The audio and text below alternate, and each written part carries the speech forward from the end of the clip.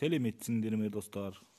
Бүгін біз сіздерге ешек пен маймылдың әңгімесін айтып беретін боламыз. Бір күні маймыл магазиннің алдына келіп, «Есек, есек!» деп айғайлапты. Ал есек болса, үйінен шығып, «Достым, не болды?» депті.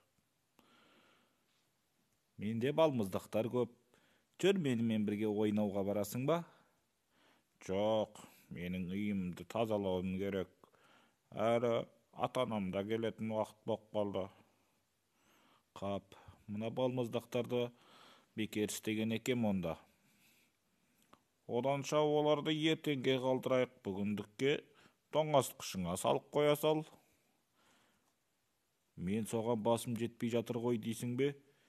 Сен ғой өзінше боп тұрған. Әйтпесе балмұздақ деген тәтті еді ғой». Дәл осы сәтте алыстан түлкі көрінеді. «Ей, не болды? Неге төбелесіп жатсыңдар?» «Анау ғой, менің балмұздақтарымды жемеймін деп өзінше боп отқан». «Мен өзінше боп отқан жоқпын.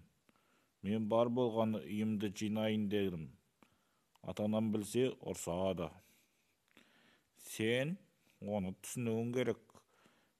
Одан да бірге барып жинасып, сосын кейін балмұздақ жесеңдер де болатын еді ғой. Неге сонша шу көтеріп жатсыңдар?»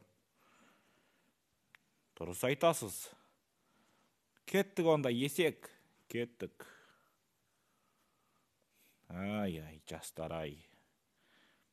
Онда балмұздақтарын мен жей салайын, кеттім».